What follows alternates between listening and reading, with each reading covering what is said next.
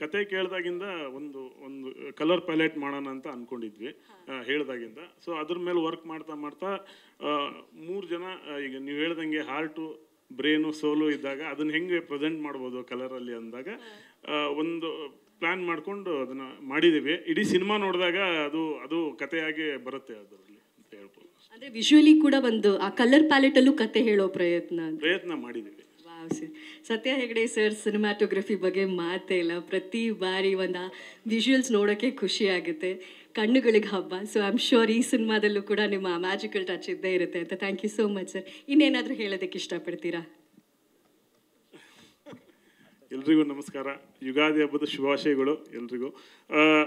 ಅದೇ ನಾನು ಏನು ಅನ್ಬೇಕಂದಿದ್ದನ್ನೆಲ್ಲ ಆಲ್ರೆಡಿ ಹೇಳ್ಬಿಟ್ಟಿದ್ದಾರೆ. ಅಂದರೆ ಮ್ಯಾಜಿಕಲ್ ಕಂಪೋಸರ್, ಇವಾಗ ಮ್ಯಾಜಿಕಲ್ ಡೈರೆಕ್ಟ್ರು.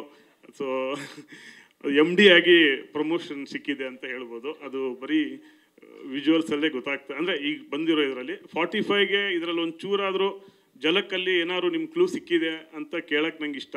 ಯಾರಾದರೂ ಹೇಳ್ಬೋದಾ? ಏನಾದ್ರು ಅಂದರೆ ಇಷ್ಟು ದಿನ ಎಲ್ಲರೂ ಕೇಳೋರು ಏನು 45 ಅಂತೇಳಿ. ಇಷ್ಟು ದಿನಕ್ಕೆ ಒಂದು ಆನ್ಸರ್ ಕೊಟ್ಟಿರೋದು. ಸೊ ಯಾರಿಗ್ಯಾರು ಕ್ಲೂ ಸಿಕ್ಕಿದೆ ಅಂತ ಕೇಳ್ತೀನಿ ಅಷ್ಟೇ. ಸಿಕ್ಕಿದೆಯಾ? ಓಕೆ, Q&A ಟೈಮಲ್ಲಿ we will discuss that. Okay.